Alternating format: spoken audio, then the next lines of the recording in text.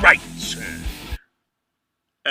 Ian Trottier here for Discussions of Truth. James Hetfield, Metallica, Seek and Destroy. Why? Seek out corruption, destroy it. Returning back, regular schedule here, if that is possible this day and age. But look, I understand that Mike Adams has now released this story. Myself and Bianca Garza, Latinos for Trump, and her film crew, and this gentleman and his family. We did a segment with Mike a couple days ago, and the local media in San Antonio has been contacted. I've also contacted the CEO and a attorney for Frontier Airlines. I'm going to take a few moments and talk briefly about what happened on it's flight 275, I believe it is, out of San Antonio, headed for Las Vegas. You had an incident where a private conversation was being had about an unhappiness about wearing masks. 2 years into the pandemic, we have to continue wearing these masks. Everyone involved was masked. A man and his family, 2 children, and a girlfriend, having a private conversation with somebody else, a member of the film crew for Latinos for Trump. And next thing you know, the party, the family was asked to get off the plane. It's a major issue, folks, because it's a complete violation of First Amendment rights, right? It's a complete violation of freedom of speech. So I would like you. This is going to be a quick installment here, and then I'm going to bring on via Skype. I'm going to bring on Siphiwe Baleka, who is the president of Balanta, the Balanta Society in Africa. This is a ethnic group that has fought against colonialism for many years. And I urge you to go to my website to find their chronology. Just go down towards the bottom. You'll find a chronology that they've compiled that shows the vaccine misuse, pharmaceutical manipulation of peoples, such as the incident with the Tuskegee trials. Influenza is not all that it's cracked out to be. Certainly not in 2021 in the COVID-19, folks. 98-99% survival rate. Just way too many elements of fraud going on here. Manipulation in that regards, fraud. Pharmaceutical manipulation of the masses.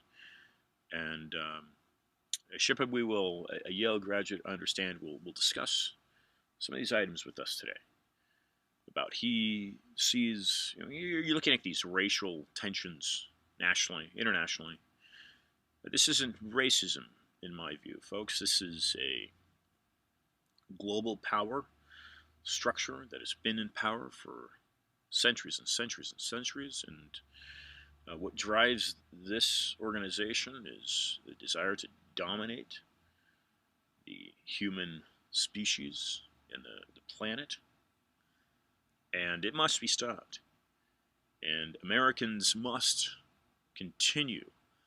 They must continue to push back against this regime, otherwise known as the deep state, this banking monopoly that controls the United States government, that completely has, folks, this machine completely has the United States where it wants it. It's essentially got a dagger right up against the throat of Lady Liberty, ready to slice. I don't mean those words slightly. Okay, if you're in America, you are hanging on to your country by a shoestring. It is all but gone. It is all but gone from you. So, please go to my Rumble channel and look and find this story. You can go to my website, iantrottier.com. iantrottier.com. Click on the articles tab, and I've got it right there. This is the first video that I've shot. It goes over this Frontier Airlines tyranny, attendant tyranny story. Please review that. Go to Mike Adams. He's done some work on it now too. Thank you, Mike. And I'm going to close out this segment here, and go back into iTunes, go back into Spotify, and you'll find this interview with Siphiwe. I'm going to be starting it here momentarily. Thanks for your support, and I want to also thank Clay Clark for all the work that he's done. Judy Mikovits recently joined my show. Catch that segment. Catch the work that Judy's been doing. This is the second time she's been on the program. She first joined the program November 14th, 2018, where she literally, folks, she said America needs a revolution. Peaceful, folks. Peaceful. It can be done peaceful, and we're doing it peacefully, but we must continue to push forward. We must continue to fight. And we do that united, not divided, united. This is Ian Trottier for Discussion of Truth. Check out the second installment of this program. I'll be right back.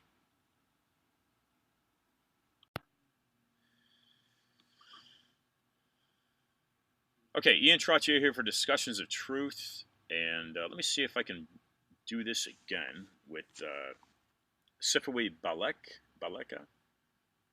We'll see if we can get this going here with Siphiwe again.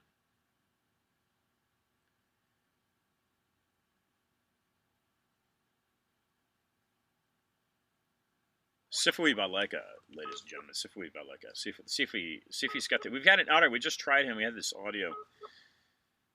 Get this going again here with Siphiwe.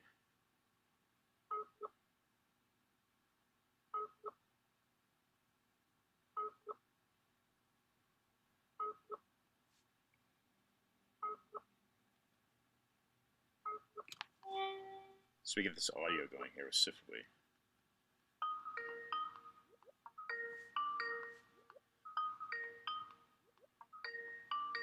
This is Ian Trottier for Discussions of Truth. Here we go. Let's see if this works. Siphiwe. Yes, are you there? Fantastic. Yes, I am here, and it's glad I've got some technical issue here.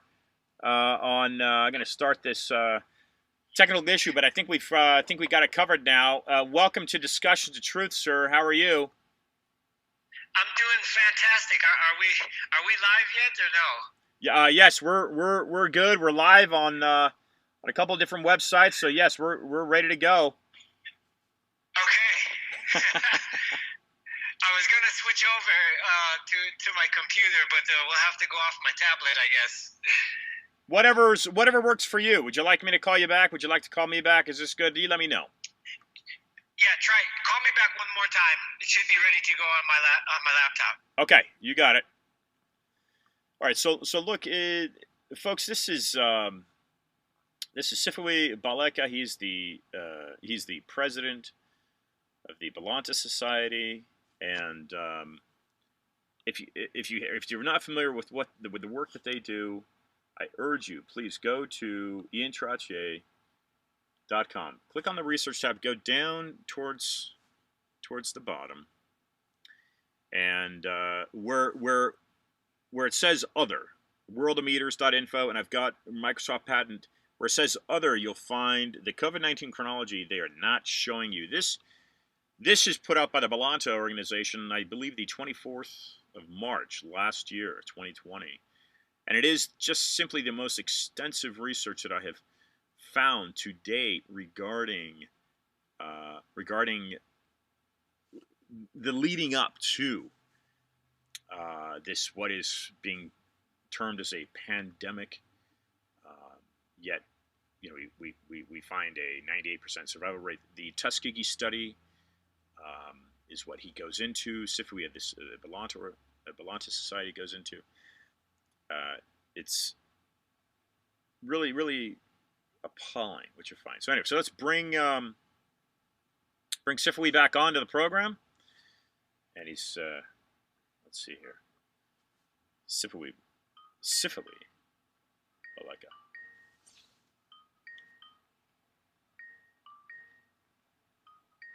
Let's see if that works. Ian Trottier here for Discussions of Truth.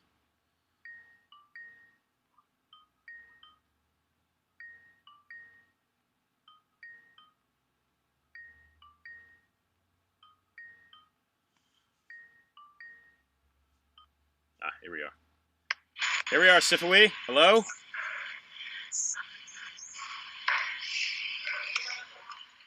Yes. Okay. Fantastic. Good to connect with you, sir. And you are on your computer now. And Siphiwe, can you hear me just fine?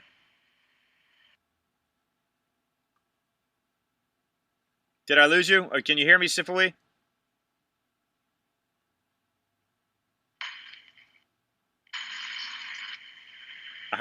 Siphiwe, can you hear me? Okay, Ian. Can you hear me all right, Siphiwe?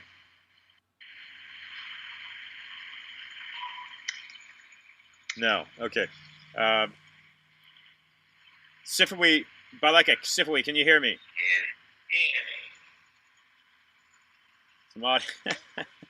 Some audio issues here. Let's see what I've got going on. Siphiwe? Yes. Good. Okay, so you can hear me now. I can hear you. Hello? Yes. Can you hear me?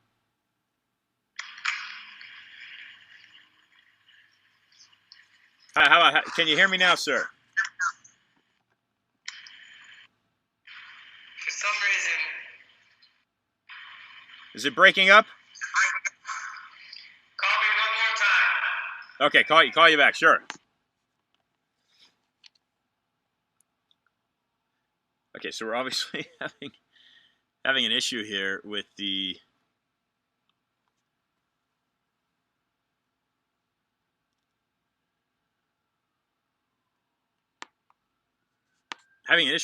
folks, with the with the audio, and this is not uncommon. This is not uncommon because I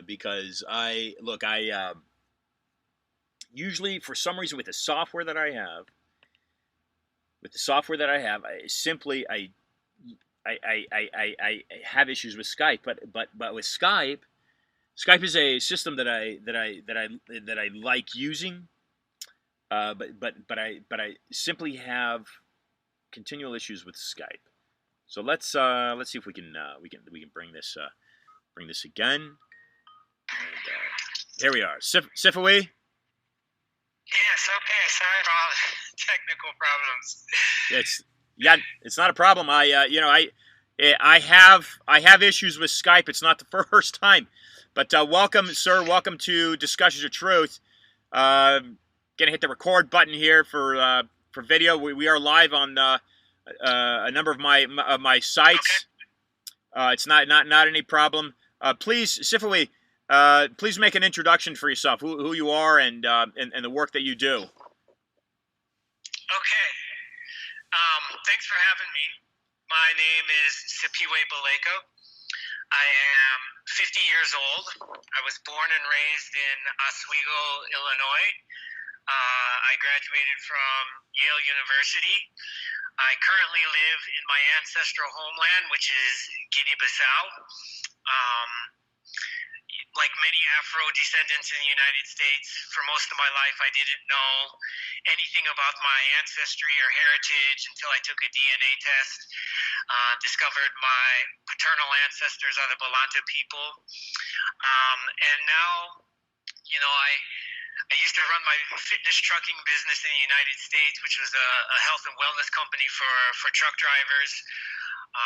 But now I spend most of my time um, pretty much as an ambassador and a diplomat, trying to connect our membership to our Balanta Society in America to their ancestral homeland. So, and I'm still a competitive swimmer, getting ready for the World Championships next month. So I do a lot of things. So, how's that for introduction? Well, I think that's great. That's wonderful to hear that you're so active. Siphiwe, is that the correct pronunciation? How to repeat your name again? Siphiwe. The H is silent. Siphiwe.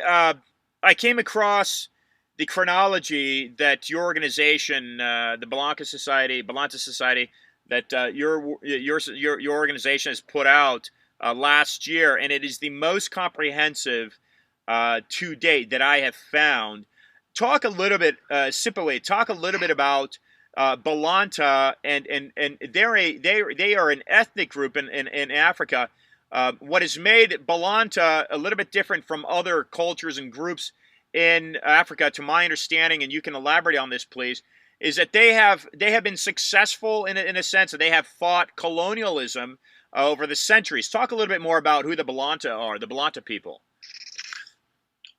Okay, thanks for asking. Yes, the Balanta people originated in the Nile Valley, and through a lot of research, we've been able, genetic research, archaeological research, rereading of African history, we were able to basically retrace the Balanta history. They migrated out of the Nile Valley due to conflicts they had with people there prior to the establishment of the first dynasty in Kemet. So they left between 3,500 and 3,100 BC, and they kept the conflict basically was another group of people were trying to dominate them, force them to pay taxes, and they resisted. And rather than fight a war, they just decided to find new land and territory. And so they've been moving west across Africa ever since, and have successfully resisted various attempts at domination by all kinds of foreigners, both black and white, Islamic, Christian, indigenous African, Mali Empire. And so one of the unique things about Balanta people is they never developed kings or chiefs or leaders. It's an egalitarian society where the highest sovereign political unit is the head of the family. Wonderful. What about your involvement in this in this group of people? What got you to step forward and say I want to relocate, go back to this to the continent, African continent, and get involved on a one-on-one hands-on basis? What got you to that point in your life? Well, like most Afro descendants in the United States, we are the victims of state-sponsored ethnocide by the United States. My fifth-generation great-grandfather was captured as a boy, taken from his village in Unche, trafficked across the Atlantic and brought to Charleston, South Carolina in the 1760s. At that point, he was given a new name, an English name, and the intention was that we were to be enslaved, never know where we came from or ever return. The definition of ethnocide is the killing of your ethnic and cultural identity while simultaneously being kept alive. So Afro-descendants in America, until this genetic testing started to become popular in 2003, we knew we came from somewhere in Africa, but we didn't know where we came from, what land, what language we spoke. That's ethnocide. Well, I had something of an identity crisis when I was at Yale University in the 1990s. Like most Afro-descendants in America, I wanted to have these answers, know my history, be fulfilled. I took the DNA test, and ever since then I've had this passion to not only reconnect personally,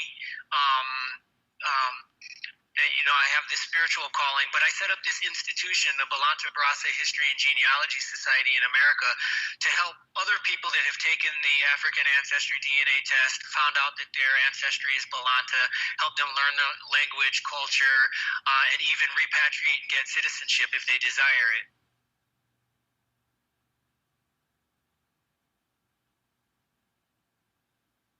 Did that answer your question? Yes, that definitely did. We've got on a global scale now, certainly in our lifetimes, Siphiwe, a pandemic. However, your organization has approached this outbreak from a different standpoint. The title of the work that I came across, the COVID-19 chronology, they aren't showing you propaganda and denial about the source of the pandemic. Talk a little bit more about that, but before you get into that, would you please, Siphiwe, talk a little bit about the culture. What made you decide to go to Yale University, and when you got there, what you experienced? Talk about your experience there at Yale, why you went there, and then let's get into this work that you've done regarding the chronology of this pandemic or the viruses. Sure. In 1989, I was graduating high school. I was one of the top 10 swimmers in the country. My goal was to become the first African American on the U.S. Olympic swim team. And the coach at Yale, Frank Keefe, had been a part of the coaching staff of the last few Olympics. And he was a coach that I believed could help me, get to the Olympics. He could take the underdog and get them there. So I went to Yale largely because of my swimming. I was raised by my father. It was just me and him, in this Midwestern town. We didn't know anything about the Ivy League or anything like that. For us, having the opportunity to go to Yale is like having the opportunity to go to the Olympics. If you get the chance, you go. I mean, it's a great opportunity. My experience there, though, however, was very bittersweet. The sweet part was the athletic career. The bitter part were my conflicts with the administration. Some of the, I was a good student, 3.6 grade point average, but I was having conflicts with my teachers, and then I had this identity crisis. And I forget the rest of your question, but that's sort of why I went there and kind of what I experienced. I've not been to New Haven. I've had a number of guests on my show that are either Yale graduates. One of them, Al McCoy, earned a PhD from Yale, and he spoke about the corruption in the CIA. This has been a few years. But I've not been to Yale myself. Did you find, was part of this conflict? What was the conflict that you have? Did it have anything to do with the ethnicity that you represent, with who you are, ancestrally, your background, or was there something different in regards to this conflict that you had with the administration? Well, on one level, on like a more personal level, I was something of a free thinker, and when you don't succumb to the establishment's academic criteria, or you're thinking outside the box, unless you have very astute professors, they don't like the free thinkers. So I started to have problems because I started really questioning what I was thinking. Now, the other answer to your question is Yale University is a bastion of white wealth and white supremacy, and systemic. And so as I started to come into my own with my own voice and started to become politically conscious and become aware of where I was, I started seeing, to me, I found myself, I used to say I'm in a place of spiritual wickedness in high places. If people that study Yale University, about skull and bones and secret societies. Well, there's actually 8 of them. It's not just one, there's 8. They all have different characteristics. I was in manuscript. right? Which was for, the intellectuals who are going to go into the field of media. So manuscript people, you have Chris Cuomo, he's from Manuscript. You have Anderson Cooper, he's from Manuscript. You have Paul Steiger, former managing editor of the Wall Street Journal, now head of, what is it, Politico or something, Manuscript Society. So, I walked in those circles, and for a little country boy like me to be in those halls of privilege and power was very jarring for me.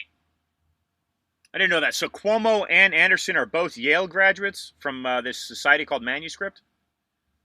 Yes. I had no idea. You look across the spectrum, and okay, so you have Skull and Bones, you have Wolf's Head, Book and Snake, Scroll and Key, St. Elmo's. They all have their various legacies and personalities, and Manuscript was for the philosophers, the journalists, the intellectuals going into the world of media. And me, I kind of, once I realized where I was at and what that was, I rebelled. I went and joined the other team, which was, my people, and started struggling on behalf of Afro-descendants in the United States. Siphiwe, let me just throw this out there, and I want you to talk a little bit about Skull and Bones and what you know personally as being a Yale alum. What is the Nathan? There's a Nathan Hale statue, and that Nathan Hale figure, by and large, considered one of the first spies for the Americans, but he's a controversial figure. And then talk if you know anything about that, mention that, and talk about that. And then what do you know about the Skull and Bones Society, Siphiwe? Well, and this kind of dovetails into my COVID research. I mean, I don't know anything directly about Skull and Bones because I wasn't in Skull and Bones, but I do know about the secret society systems at Yale. And basically, Yale is considered, Yale, Harvard, Princeton, the cream of the crop. And you get 5,000 students at Yale, and then from the time you get there, they already know who you are, and they kind of monitor you, and they for your freshman, sophomore, and junior year, they wait to see who's going to distinguish themselves in various aspects, whether it be, the medical field, whether it be in athletics, whether it be in, student government, whatever. And so, here you have this elite institution. There are 8 secret societies. They each have 15 or 16 members. So you're talking about the elite of the elite, right? The top 150 to 200 students at this elite school. And in your senior year, if you get tapped for these societies, they use what they call the veil of secrecy to encourage you to explore and experiment, and get used to being in this world of privilege where you do things behind closed doors that, that you're allowed to do that you wouldn't normally do if these things could be discovered. And so the reason why this is related to my COVID research is because what I discovered, and we can get into why I even started doing it in the first place, but there's this network, people call it the deep state or whatever, but there's this network of powerful people and institutions and connections that, imagine the world they want, and they have the capacity and the power and the resources to finance the construction of that world. Right, and so, that's what I can say, kind of about that aspect. Do you feel? Let's look back at your time on Yale, early '90s. It sounds like. Do you feel that you were? Can we go as far as saying you were? It sounds like maybe you were given a scholarship or invited to swim on the team.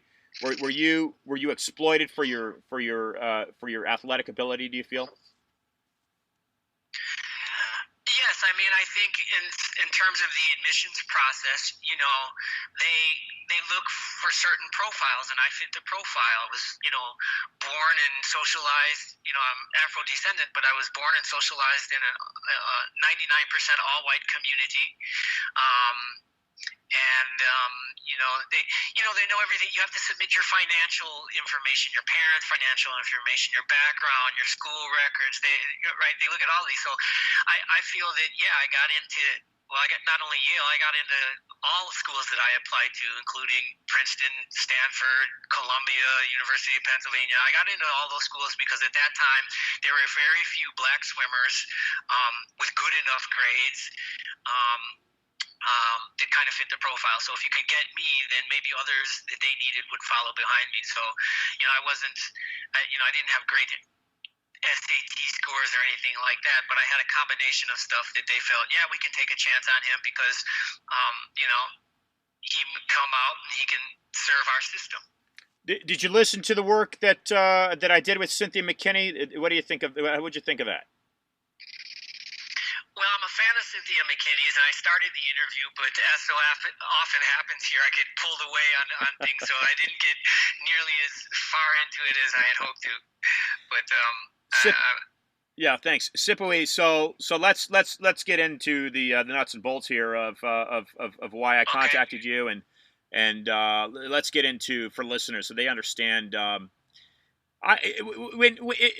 So when you go to Balanta.org, ladies and gentlemen, type in Balanta.org, just as it sounds, BALANTA.org/news/COVID-chronology. That'll take you right to the work that has been compiled by Siphiwe's society and organization.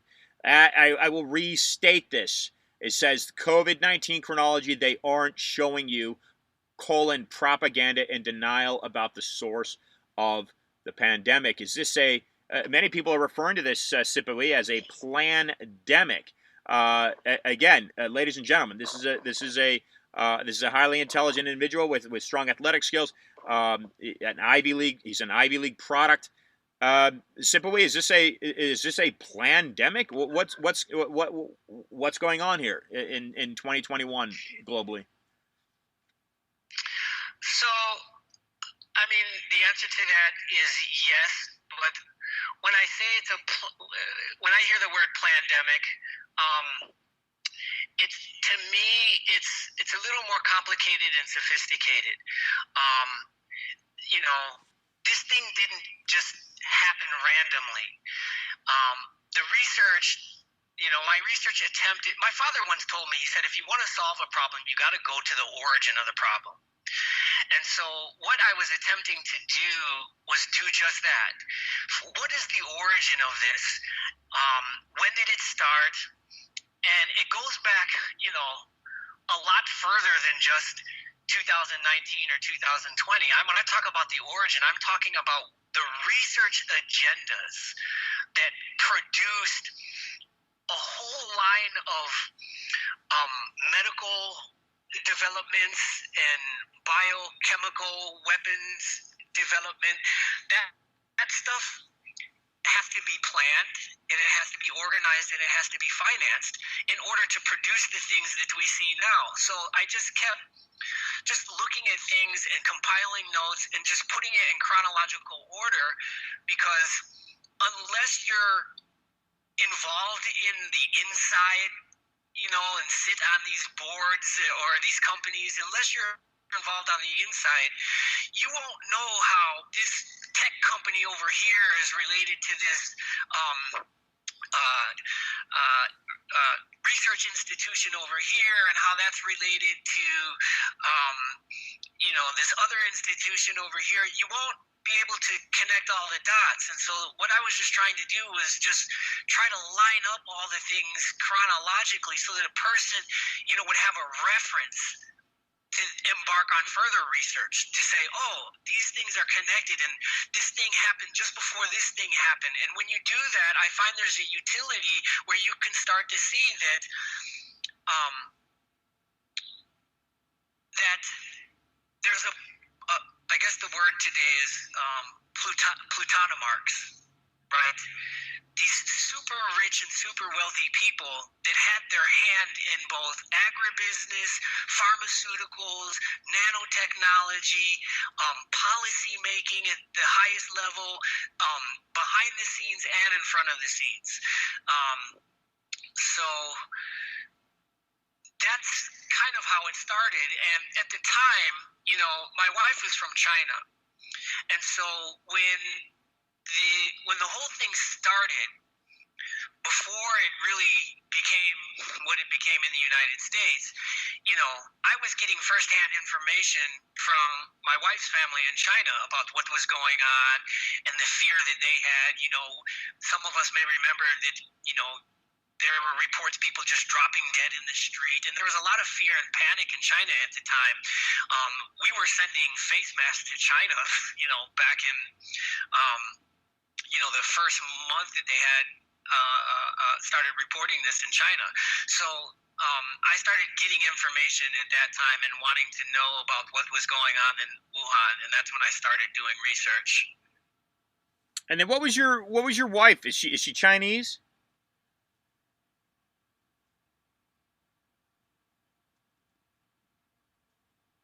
Siphiwe? I'm sorry, could you repeat that? You cut out on me. What was your wife's reaction initially?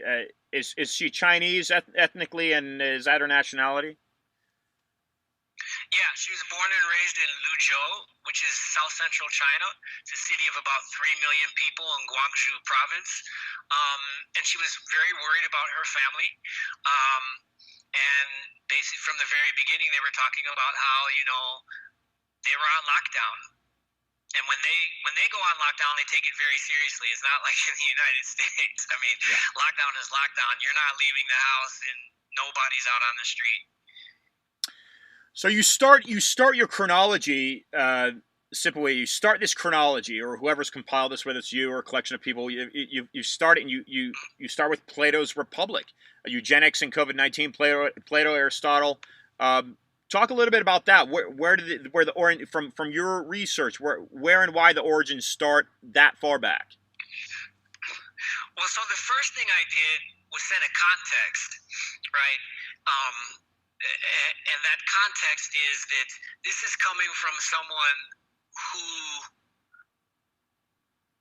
who was brought to the United States because a group of white men decided that it was okay to wage a war against my people and enslave us, right?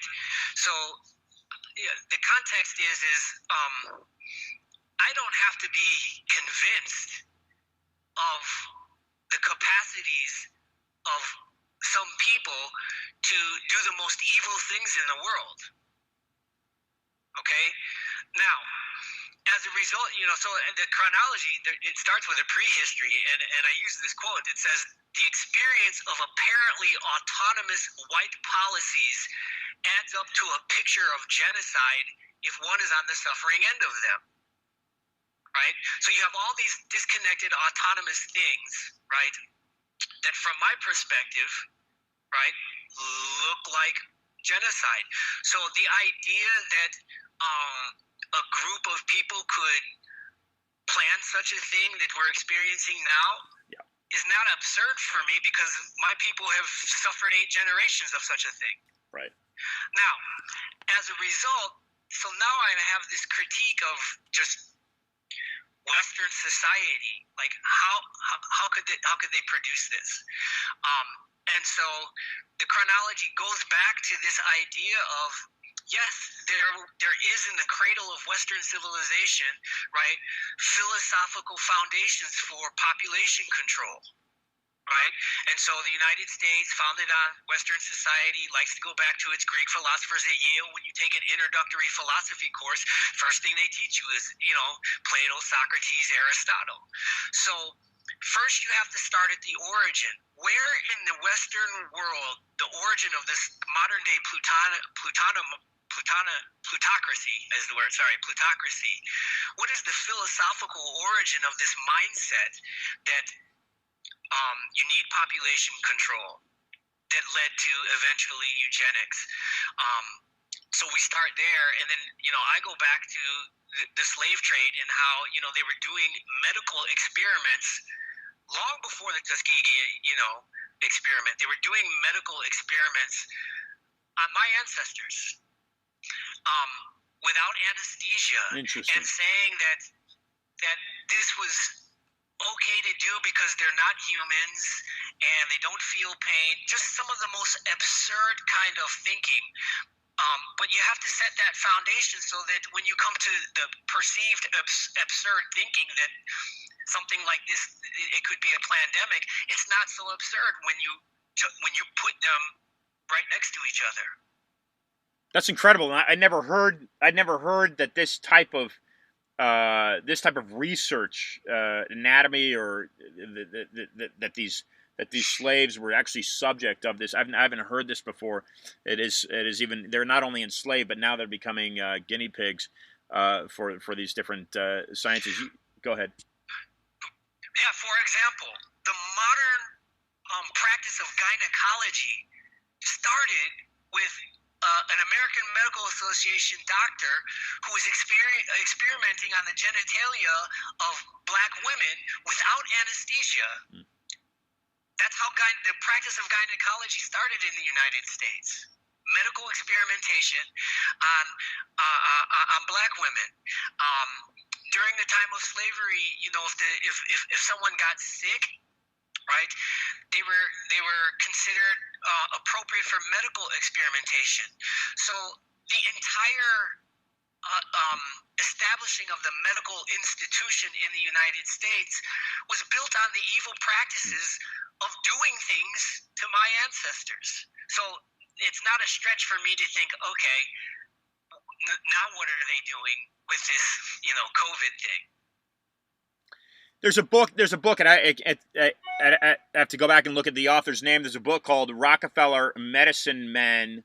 How does the Rockefeller Foundation or organization back then, the family, how does this name Rockefeller, how does this intertwine with your research, Siphiwe? So,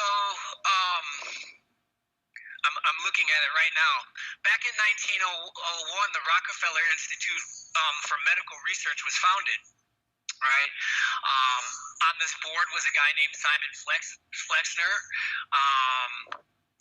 and hold on, I'm getting some feedback here.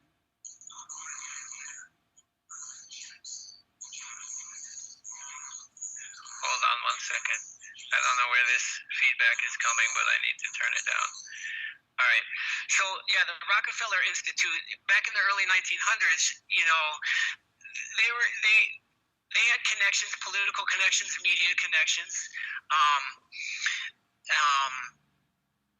And my understanding is, just off the top of my head, from what I can remember, was that, the medical industry was unregulated at that time, and you had naturopaths and natural science and all of that. And the Rockefellers and other early plutonimarchs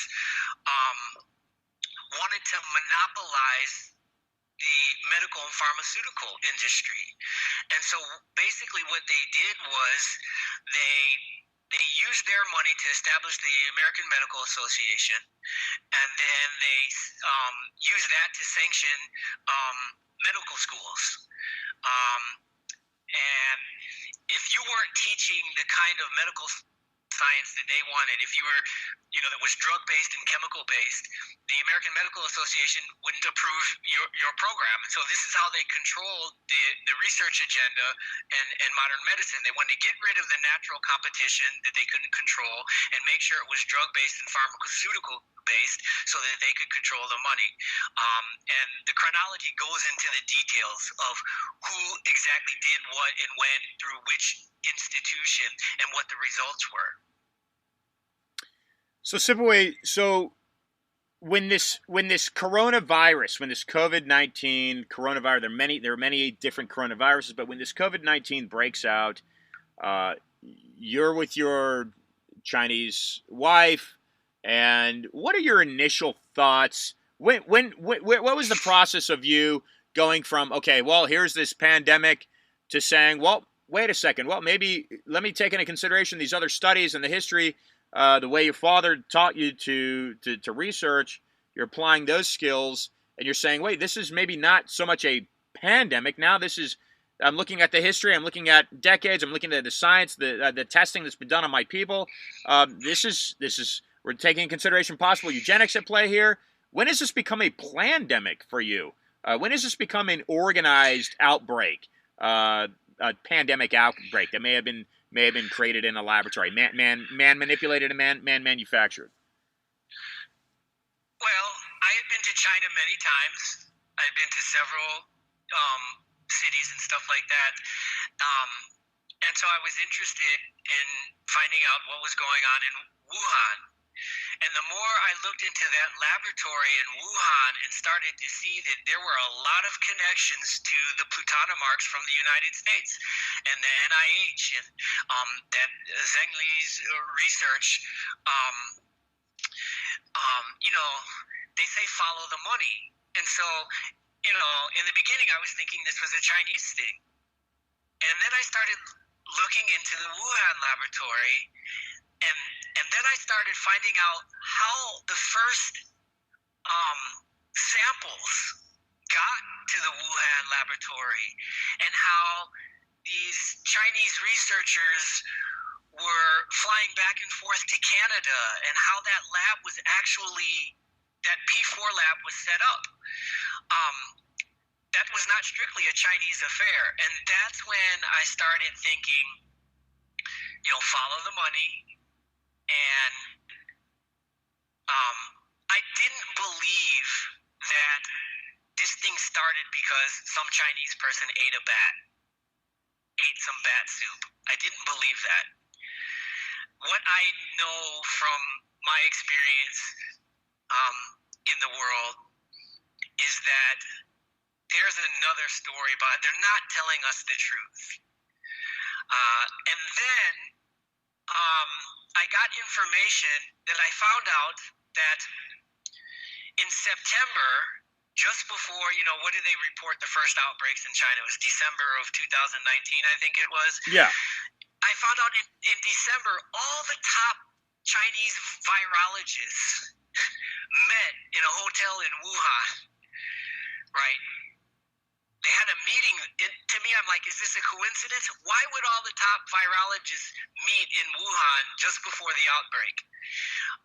And then I started studying who was the boss of the primary researcher, Zheng Li, I think is her name, if I'm saying it right. But the primary researcher that was studying, right, the gain of function properties, how to get this to transmit from the bats into humans, right? The main person that was doing that found out who her boss was. And that led to some suspicious things. And then I got information that said that there were these military games in Wuhan, and that 5 athletes from America had checked into a Chinese hospital mysteriously, right? And this was in November of 2019, and it fit the incubation period for the disease. And why wasn't this being talked about or reported? That these military games were being held in Wuhan. People ended up in the hospital with a mysterious disease. They were Americans, and then they were, so I started getting the reports that were written in Chinese, and I would have my wife translate them for me. I don't read or write Chinese, but she would read to me what the articles were saying. And I said, wow, they're censoring this news in the United States. That's when I knew something was up. So let's go back to this censorship. We've got Donald Trump, a very controversial figure, and he's throwing out 2 kind of phrases that really had never been heard in from my experience anyway, in American history or society, or what deep state and fake news. And we can get into how you see what that means, deep state. But now we've got this fake news issue in the United States, and like you're saying firsthand, you're knowing that, wait a second, this literature that your wife is translating for you, it's not being reported in the United States. Okay, we've just lost Siphiwe, just lost Siphiwe, and try to re-engage this this discussion. Fascinating, folks, fascinating. It just completely stopped. So let's see if we can bring Siphiwe back onto here and see if we can re-engage this discussion with Siphiwe. I'm uploading Skype. Okay. And let's see if I can get this. Let's see if I can get this kicking again. I may need to restart this device, folks. Okay, here we are. He's connected. Let's let this chat load, and then I will bring him back. Bring him back onto the program. Fascinating, simply fascinating conversation we're having here with Siphiwe Baleka. This is I was yesterday in Ireland, and again it might be my it might be the strength of my connection. I'm not sure what it may be, but I was having issues yesterday. Typically, I do have issues with Skype, and with Finton done yesterday. If you're not familiar with the work that he's doing out of Ireland, please do familiarize yourself with it. Okay, calling Siphiwe here, and let's see here we can get this conversation re-engaged here. Siphiwe Baleka. Siphiwe. Yes, are you there? Okay. Yes. Good to connect. Okay, I just totally my device completely shut off everything. So anyway, what I was getting at was why is America, why is the mainstream media in America, why are they censoring this information? What do you think, Siphiwe? Well, because they can, and it's in their interests.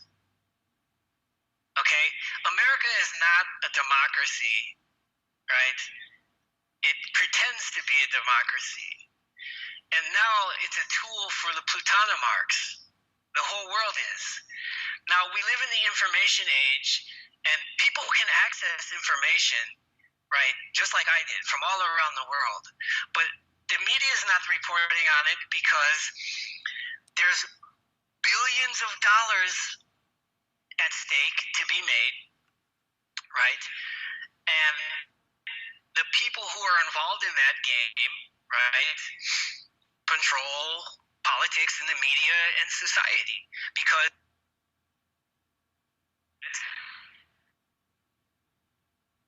they are the rightful rulers of this country or of the world. So think about it. It costs millions and billions of dollars to set up and run one P4 laboratory. And it costs millions or billions of dollars to get patents that take a long time to get and to do pharmaceutical trials.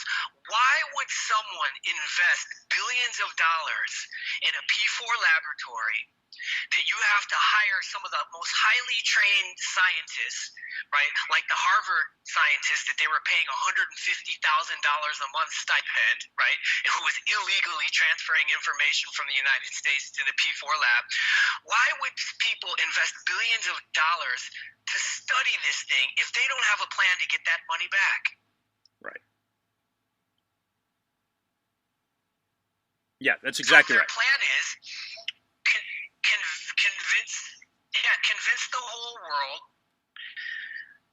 use fear. This is what makes them really geniuses.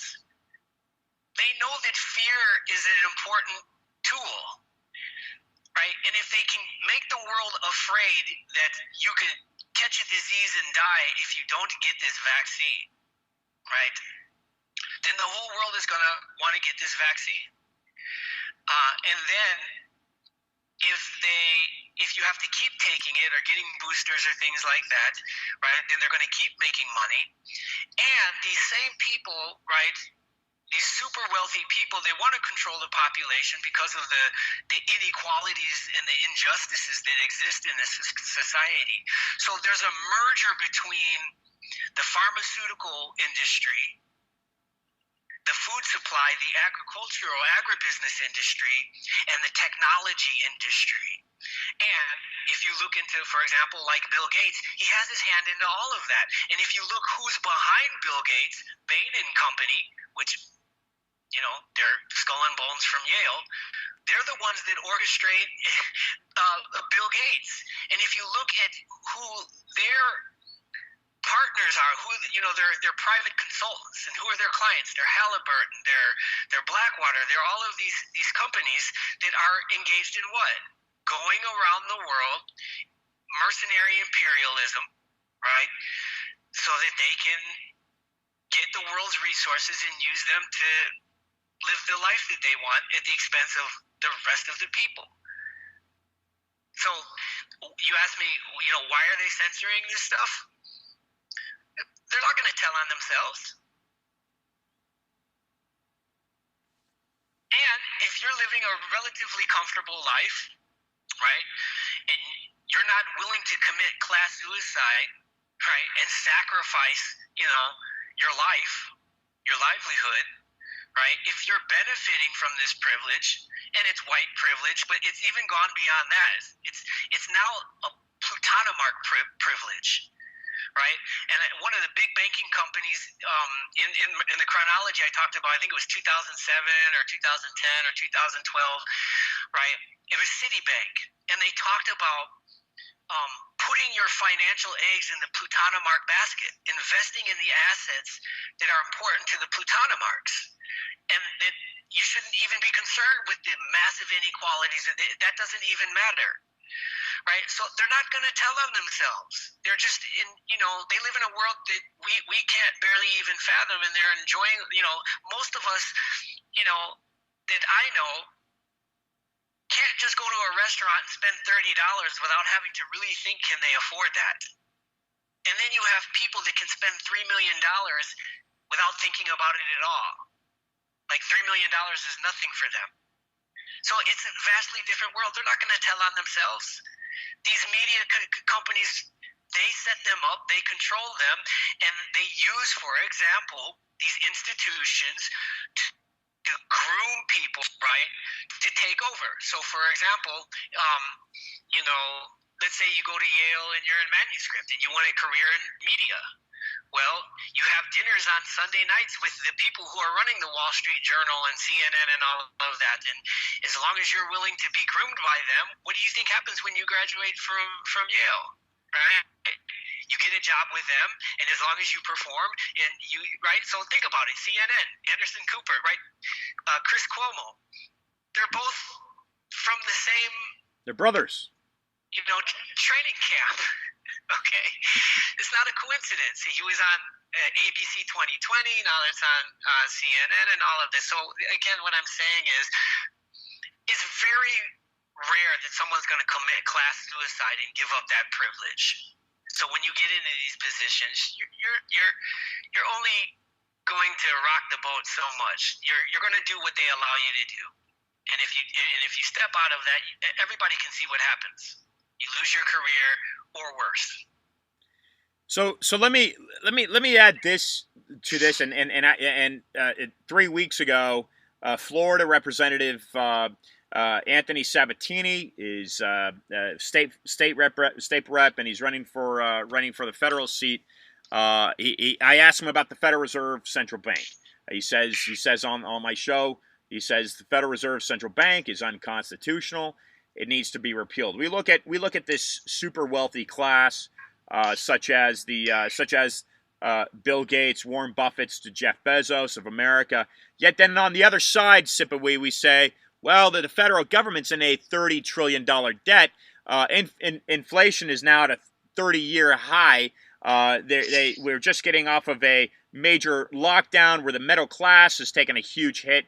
Shops were folding, going out of business, mom and pop shops going out of business. How does the U.S. government recoup from that, let alone a $30 trillion debt? Is there something more to Siphiwe? Is there something more to this colonial deep state? Does it exceed outside of the United States, in your view?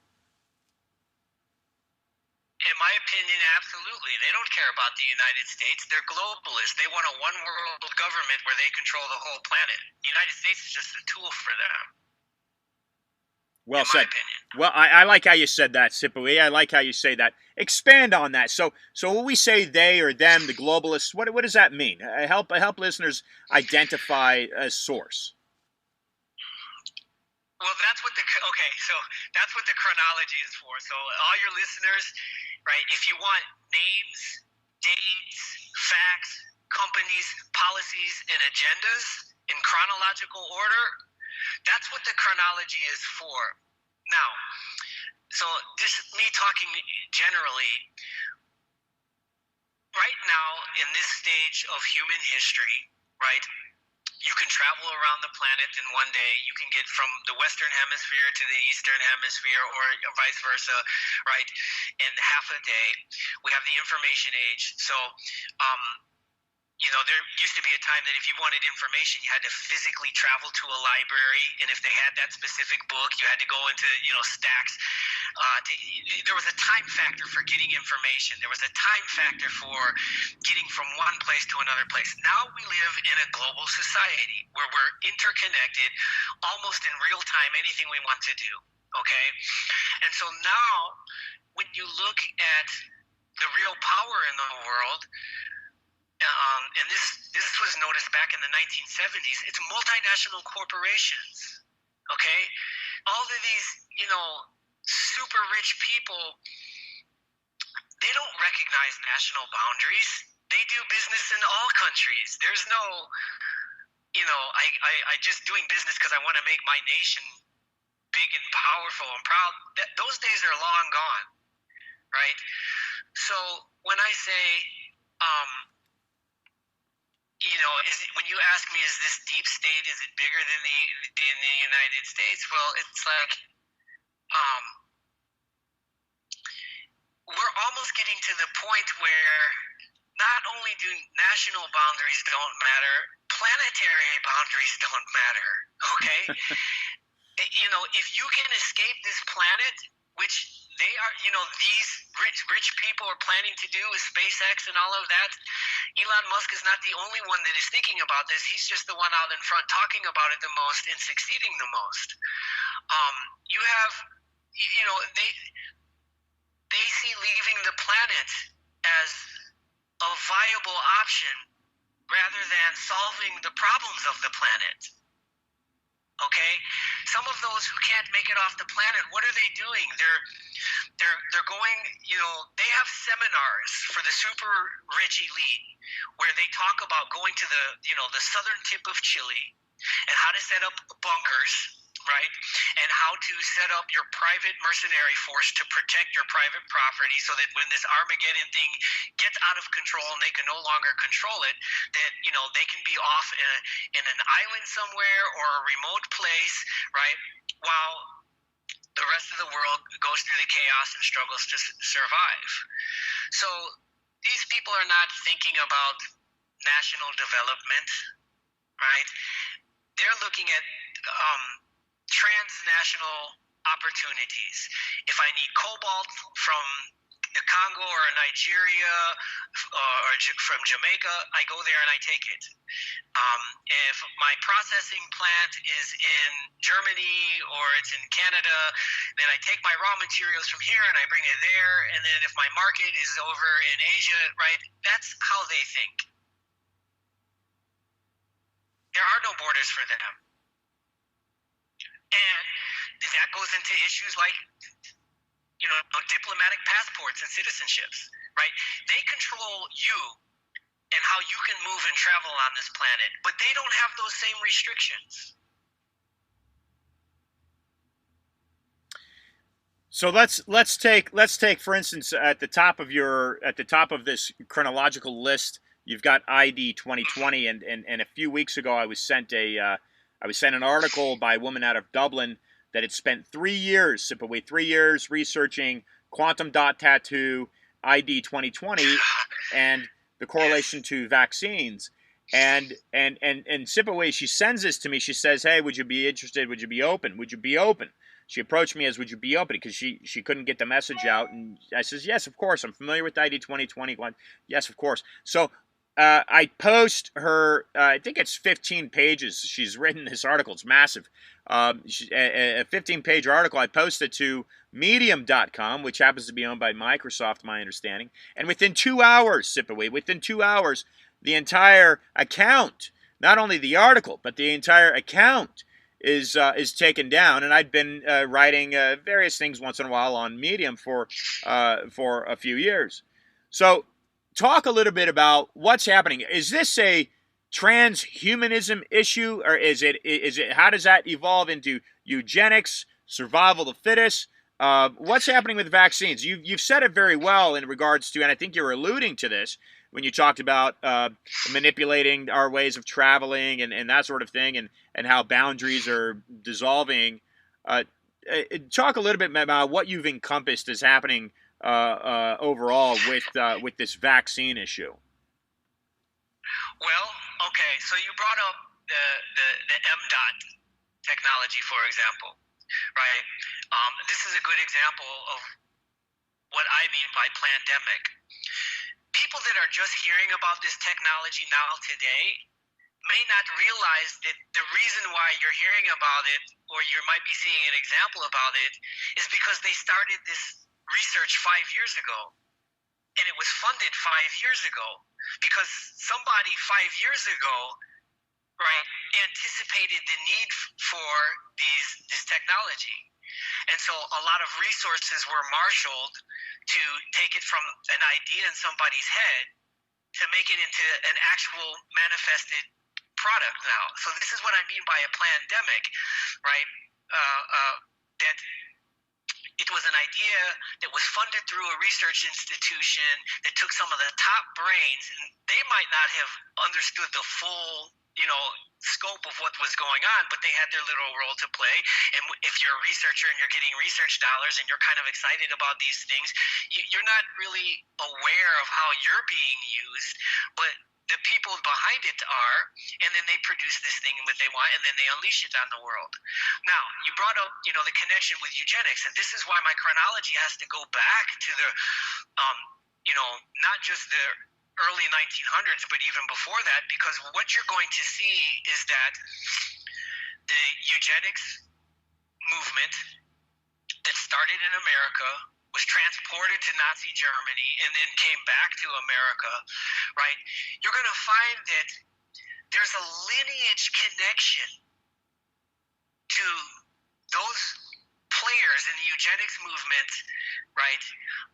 That it predated Margaret Sanger and Planned Parenthood, but there's a lineage connection literally to those families. Like, a lot of people don't know that Bill Gates's family is married into Margaret Sanger's family, and Bill Gates is the product, right, of that Nazi, like literally the son of that Nazi eugenics program and the Planned Parenthood program, married to, entities like Standard Oil and things like that. That's what produced Bill Gates. So that's why now you see Bill Gates' hand in population control, vaccine, and technology. Okay? IBM, right? IBM financed and set up the programs that helped Nazi Germany with their eugenics program. It was run out of the United States. That's Bill Gates' father. So this is what the chronology helps you to see, because for the first time it reveals, I thank you for saying it's the most comprehensive sort of thing you've seen on this. That was the intent, which is I knew that eventually a year, 2, 3 years down the road, right, people would forget how this thing really started. And I wanted to have a resource, right, that kind of put all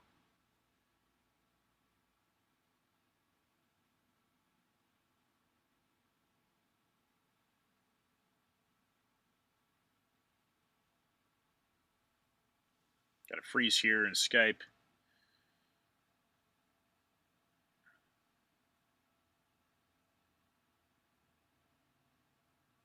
Let's see if this shakes out here. May have lost Siphiwe. We'll see here. See if I can bring back. I've got get pretty good reception here, so I'm not sure what's happening. Let's see if we can get Siphiwe back here. But just so you know, because I've got the audio going as well, just so you know, this is his screen is frozen on my end. So I'm just waiting a few moments here to see if it recaptures. No, we lost it again. Okay, so we lost Siphiwe again. Just seems like just as we get some good discussion going, we lose it. All right, let's give it one more shot here, and we'll wind down with Siphiwe, and we can do another show with him if desired. If you like, we can do more work with him. He's incredibly well educated on this. So let's bring him on. Let's bring him on one more time, and really, ladies and gentlemen, again, I'm going to repeat: Balanta.org. That's BALANTA.org/news/COVID-chronology. It is the most extensive research that I've done, that I have found on this COVID-19 coronavirus pandemic. I have not found a better research than this.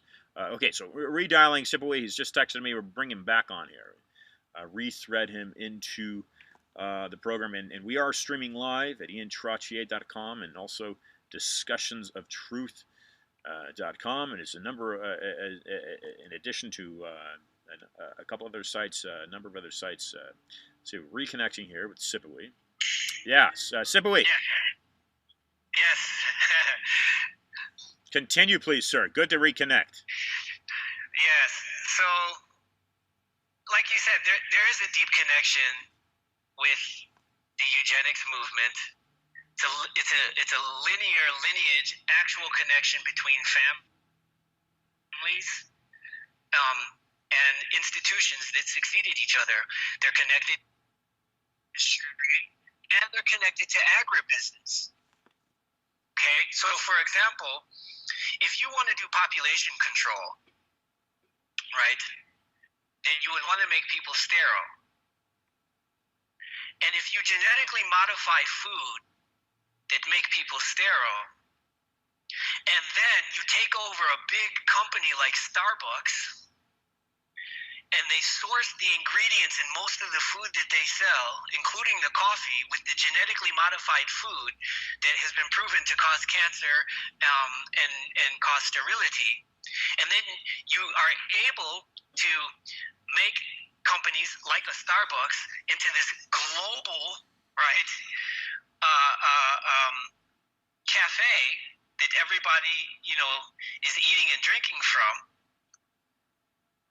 Well, that's one way that you can achieve population control goals in a way that you can get away with it without a whole lot of, political issues, because nobody knows you're doing it unless you go and you do the research and you find out that it was Bill Gates' father, right, who basically put up the startup money and controls Starbucks, and Monsanto, who sources the products for Starbucks, right? And all of this is coming out of these same families. Interesting. I had not heard the connection between Bill Gates and Starbucks. Yeah, there's a great video out there. I just added it to the chronology, right, today, right? Because I was like, wow, this fits all of that. And, to be honest with you, I stopped really working on the chronology after a year. I had enough data for me and information for me to say, okay, look, here's enough factual information for people to put, draw their own conclusions about where this thing came from, how it started, and was there any credible reason for what some people call conspiracy theorists? Well, it's a conspiracy, right, when you don't sit in the inner meetings and are privy to the knowledge and information, and when you're on the outside and you have to piece it together, yeah, you have to, that's what conspiracy is. But then if there's enough evidence that makes sense, it's no longer a conspiracy. So for me, Or it's no longer a once theory. It's perhaps still a yeah, conspiracy, but it's no longer a theory. thanks for the correction. Absolutely. For me, I had enough information that I knew there's no way I'm going to be complicit in this agenda. So for me, set aside the health aspects, the fact that I don't want, it's not a vaccine by definition, okay? And I'll get into this for a minute, but set aside the health facts. For me, I didn't want to be complicit in the Plutonimark conspiracy. I didn't want to volunteer to be complicit in their agenda. So there's no way I'm taking this vaccine just on principle. Then when I start to look at the health aspects of it, first of all, it's not a vaccine. The proper definition of a vaccine, right, includes the fact that either a very small amount of the actual living vaccine or a dead part of, a small amount of the living virus or the virus in its, dead form is injected into your system, right, so that your system can learn how to fight it in a controlled environment where it's not overwhelmed, okay? But the critical part, what I'm saying is, to be a proper vaccine, you have to have some of the virus in it. That's not what this Pfizer and this mRNA vaccine is. So right off the bat, you have to ask yourself, they admit that this is first of its kind. This has never been seen before ever, what they're doing. So why are they calling it a vaccine when it doesn't meet the definition of a vaccine? Injecting mRNA code to instruct your body to create, these spike proteins that your body doesn't naturally create, that's not a vaccine. That's a form of what I like to call it mRNA and artificial insemination. For the first time in human history, you're taking man-made artificial synthetic mRNA code and injecting it into your body so that your body is producing things that man wants it to produce in this artificial way. So it's kind of like genetically modified food. If you take this, you actually become a genetically modified human being. Okay, that's what it is. And you have a right to not do that, especially if you hold human life as it's created in nature, if you something sacred and sanctified, you have a right to refuse that. Now, me as an athlete, for example, I've spent my whole life trying to eat proper nutrition, eat whole foods, stay away from synthetic foods, so that I can perform. So a long time ago, we were taught, stay away from artificial food coloring. Stay away from, all kinds of artificial food. So if I'm doing that, why am I going to put now artificial genetic instructions in my body? Okay, now, it may be true that the vaccines do not have such serious short-term consequences, and that's debatable. Some people are talking about tinnitus in their ears. You have other people talking about pulmonary embolisms. You have other people talking about all kinds of things. So that's debatable. But let's just say, okay, their studies show in a 3 to 6 month period, let's just say it's generally doesn't produce too serious of symptoms. That's not the same as saying that it's safe, because no one knows what the long-term effects of telling your body to produce something that it wasn't naturally, producing. We don't know what the long-term effects of that is. And now, study came out, what was it, last week, that said that these spike proteins can now enter into the nucleus of the cell and prevent the cell from creating what it needs to repair cells. So it can, if this study is replicated by other scientists and it turns out to be true, if you took that jab, now, right, you run the risk of it getting inside the nucleus of your cell and causing genetic damage where you can't, repair damaged cells the way you used to. So now your immune system is compromised and your health is compromised. To me, since they don't know these things, means that what they're doing is a medical experiment. And if you don't give your consent, they can't force you to do it. That would violate the Nuremberg Code, and now they're making all these sophisticated arguments to say, well, the Nuremberg Code doesn't really apply to this because it was in a different context. And the bottom line is this, right?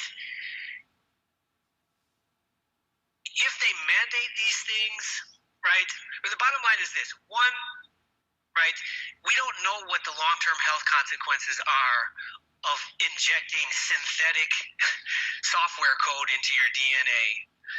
And so therefore it's an experiment. And if they mandate it and they force you and they coerce you through these economic and technological means, which the chronology shows, they are setting up a system. This is where the 5G comes in. Right? With 5G, it's not just about chronology goes into great details about this. It's not just about faster download speeds. What 5G is about, and they're using this in China, what 5G is about is you can't opt out of the system anymore. Right now, you can opt out of the system. You can turn off your phone. Right?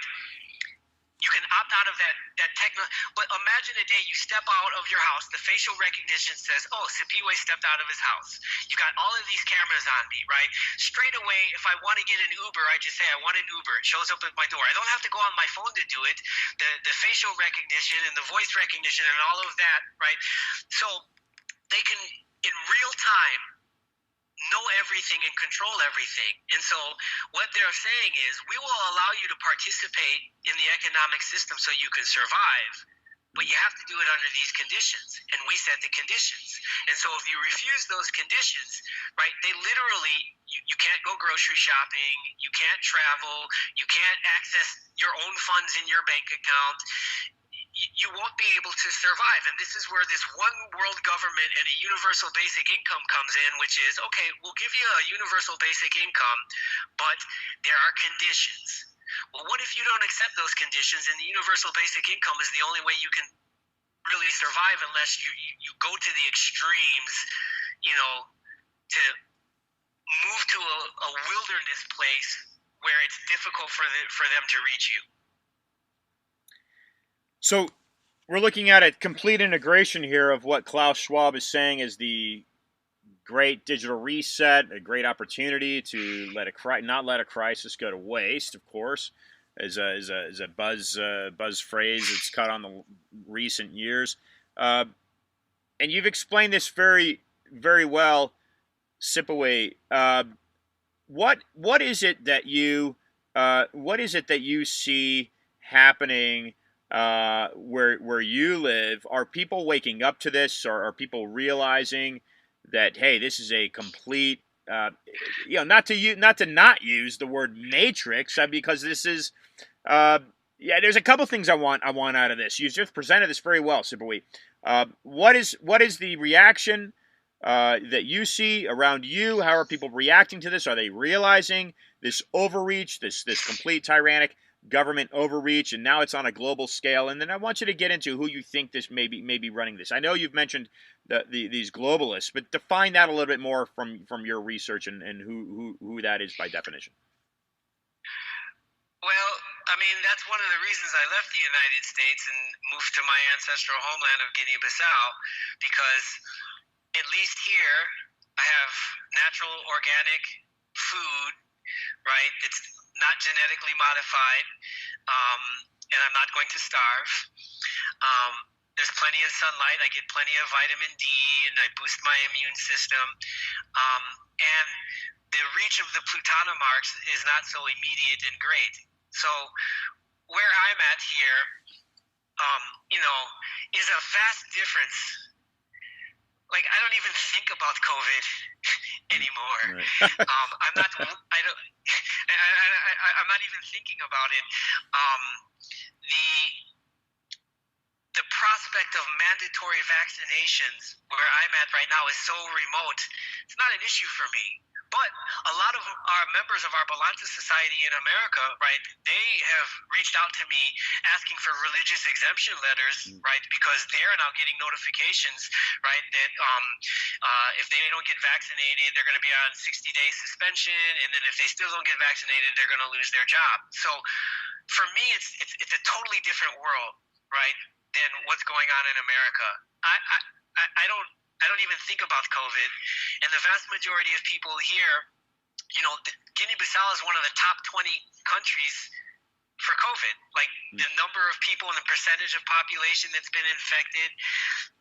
Yes, there's state media that is saying some of the same things that any other government would be saying, but in terms of at the level of the people, you know, people will wear masks, but it's not anything that anybody here is freaking out over, not losing sleep about it. We have other things that we have problems that are stressing us, but COVID is not really one of them.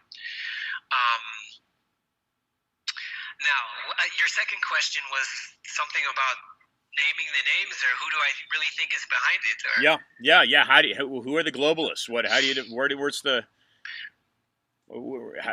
Who's behind this? So, again, I refer your listeners, go to the chronology. You gave them the URL. I think you'll post it. You really wanted to get into details right there. But first of all, generally speaking, right, 8 people in the world have more money, right, or more wealth, right, than the rest of the world. That's just generally speaking. Specifically speaking, right, look at, I think it's Bain, B-A-I-N, Bain and Company, or the Bain Company, right? Go research them. They're the ones that are behind all the players, including Gates and Fauci.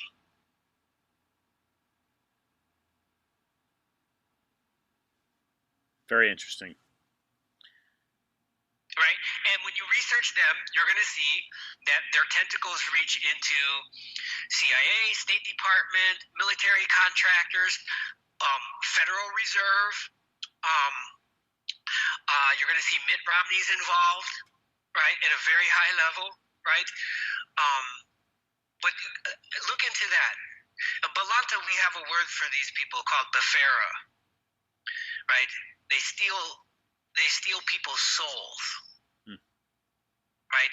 What do you think it is if 8 people have more wealth than the rest of the planet?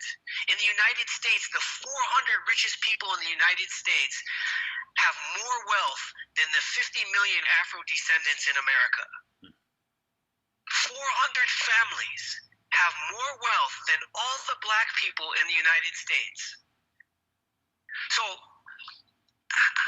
how is that acceptable? To these people, it is. Right. Right? Read the chronology. You're going to get the names, dates, the partnerships, the alliances globally across the board. I don't have them all in my head, again, because like I said, I stopped working on the chronology a year ago and I don't think about it anymore. So a lot of the details are not fresh in my mind, but that's why I wrote the chronology, so I wouldn't have to think about it. I'd have a ready reference work where you could look up everything and it will lead you, it will be a guide to where you need to look for further answers. Excellent.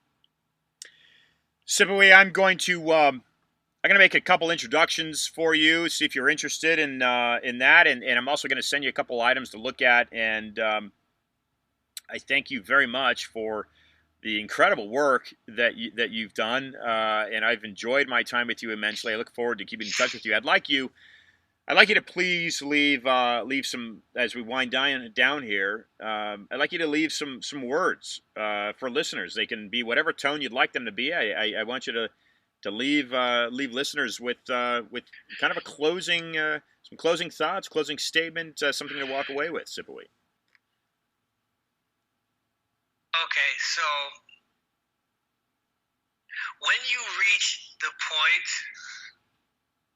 where you can no longer tolerate justice,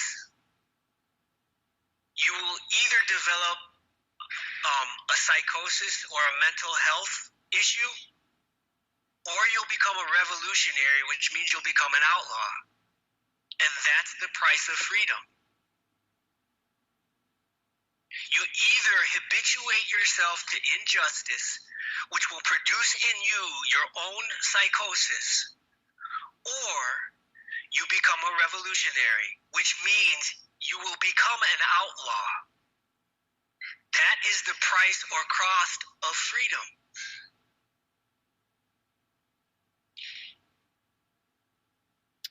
Very well said, Siphiwe. Very well said. I look forward to keeping in touch with you. As I said, Siphiwe, it's been a pleasure, and thank you for joining the program. Thank you. I've enjoyed it as well, and I look forward to talking to you more and your contacts, and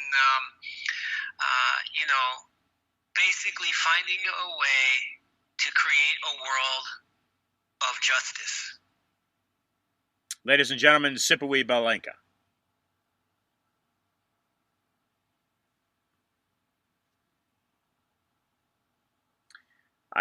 Look, this was wonderful discussion here. Let's see. So this is a man that let me put some final words here into this. As certainly is necessary and important here. It's been a week and a half now. There is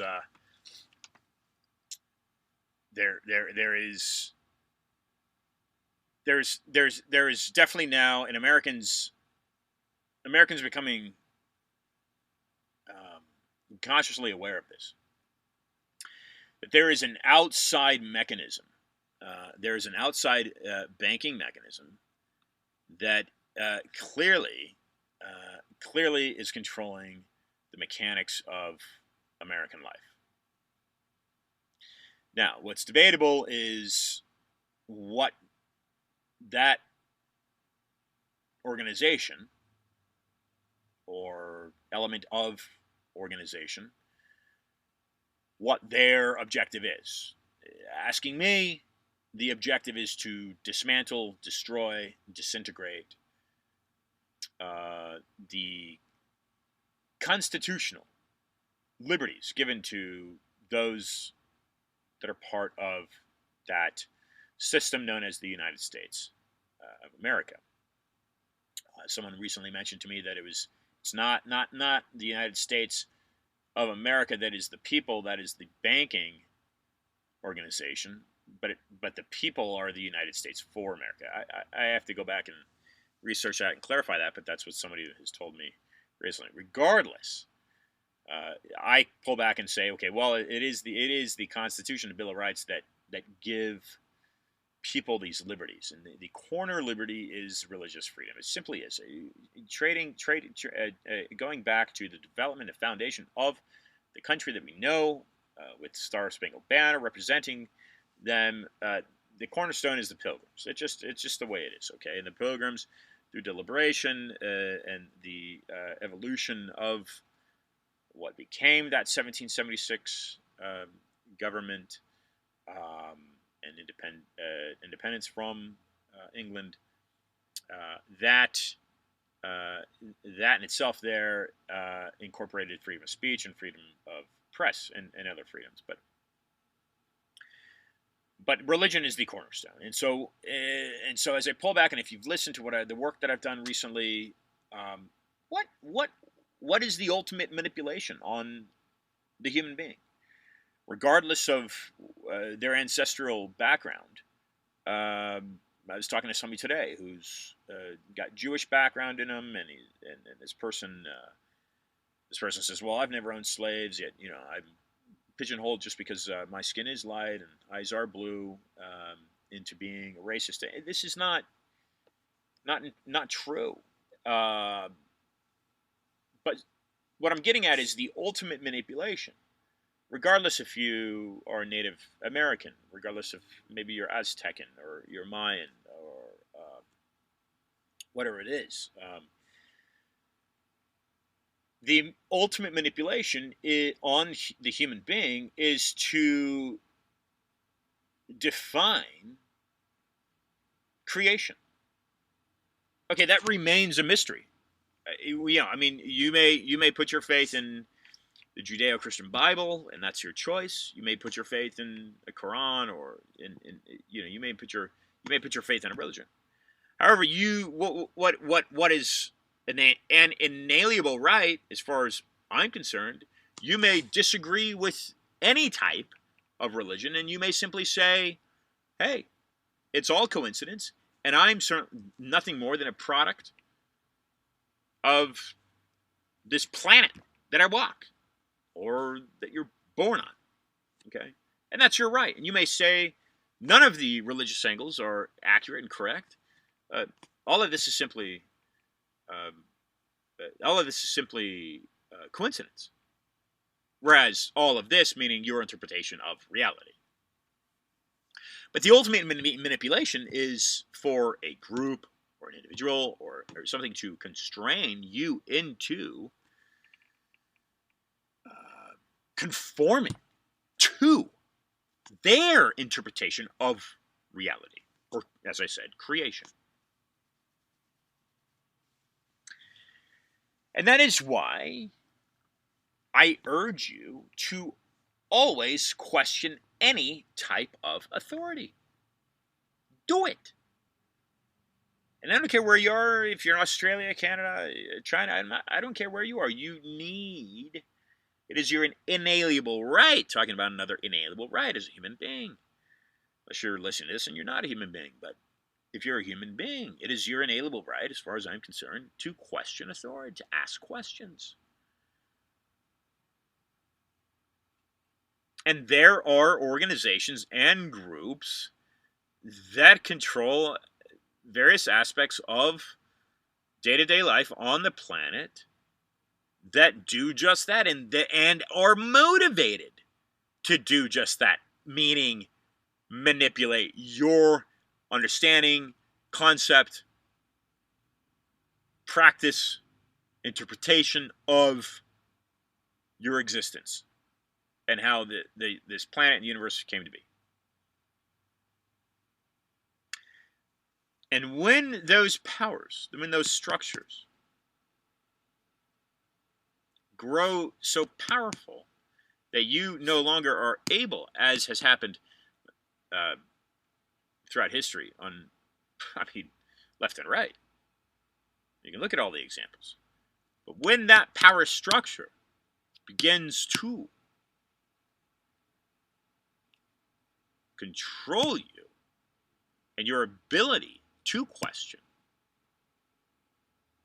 that's when you're in big trouble.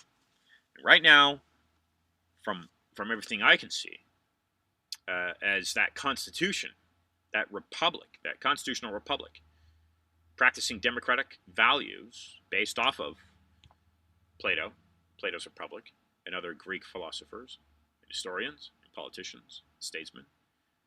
That constitution, written and signed off on in 1776, is destroyed. Paul Craig Roberts said on this program 3.5 years ago, Americans no longer have constitutional rights. They simply don't. You're seeing that come to fruition now. Case in point here, a flight 2075 boarded San Antonio, headed for Las Vegas. A man and his family and the entire plane, but the man and the family put in police custody for speaking in a private conversation. Having a private conversation, no conflict, no voices raised. A private conversation, a man with 2 children and a girlfriend, which I'll say wife, not technically a wife, but girlfriend, put into police custody, taken off the plane, put in police custody because of speaking out against mask mandates. Even though the man's wearing a mask. And he's not even speaking out against mask mandates to any of the airline staff. He's having a private conversation with the individual behind him. This is tyranny. And you must stand up for it and bring it to a grinding halt. I'll repeat the website again. What an honor it was to have Siphiwe join the program. Balanta.org, BALANTA.org//news/COVID dash chronology. That's going to take you right to his domain and right to that chronology. You can also find it on my website, iantrottier.com. Click on the research tab, scroll to the bottom where it says other, and you'll find it maybe listed 7 links there. You'll find it right there. Okay. There's 2 ways to get to it. And again, the title is The COVID-19 Chronology. They aren't showing you propaganda and denial about the source of the pandemic. Please look into the work, theological work of Eric John Phillips. And unfortunately, folks, I had another name I was going to throw at you that presented this in an incredible way.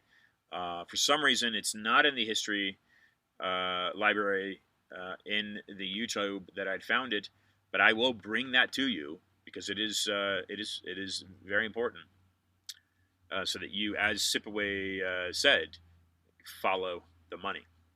Until next week, and I've got a lot on the slate here, ladies and gentlemen. I've got a lot on the slate.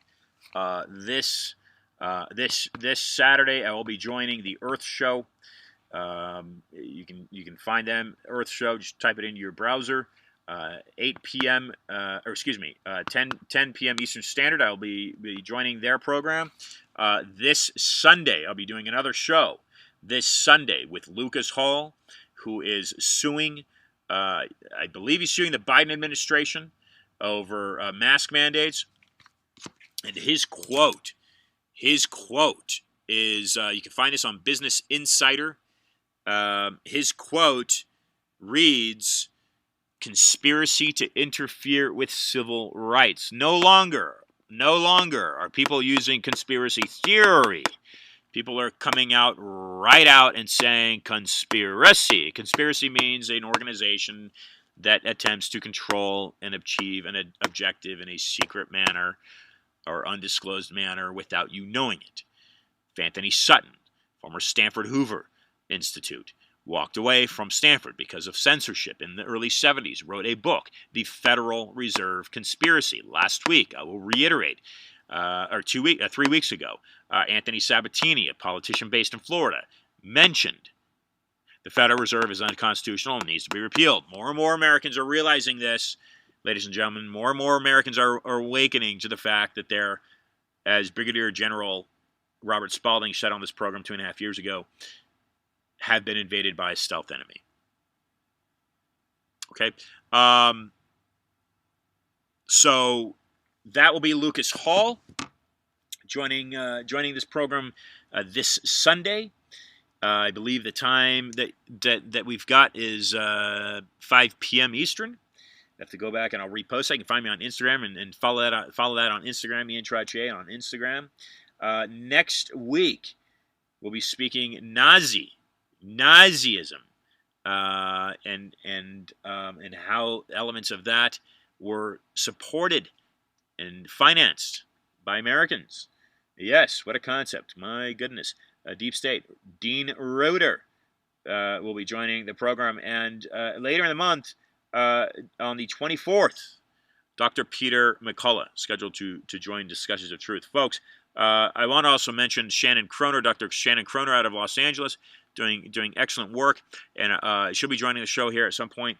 I'll get her in this month, and then finally, U.S. Freedom Flyers, Josh Yoder, and you can find the interview that I did with him a few days ago in Texas. U.S. Freedom Flyers. He has a massive organization that is building and suing the federal government and other jurisdictions over infringement on civil liberties in the United States. This movement is growing. The work that you are doing, either listening or forwarding this message on or supporting people like me, the independent voice, that work, that movement is growing. It is working. And please push it forward, ladies and gentlemen. Push it forward. The Balanta Society, Siphiwe Baleka. He's not a lightweight, folks. Okay, he's not a lightweight. Top 10 swimmer in the country. is what took him to Yale. He could have gone to Stanford. Could have gone to sound like he could have gone to Harvard. He went to Yale. Okay, he happens to be what is coined African American. He happens to be, his ancestry happens to come from Africa. He's not happy. And if you're African American, if you're black, or if you're African, or whatever it may be, if you are someone who feels they're suppressed, and yes, if you're white, you're in that group. Okay, you should be beyond disturbed with what's happening on this global scale. You should be beyond disturbed. You should be furious. You should be absolutely infuriated. So keep up the good work, and until Sunday on Discussions of Truth here with Lucas Hall, ladies and gentlemen, thanks for listening. Again, pass it forward and be awesome.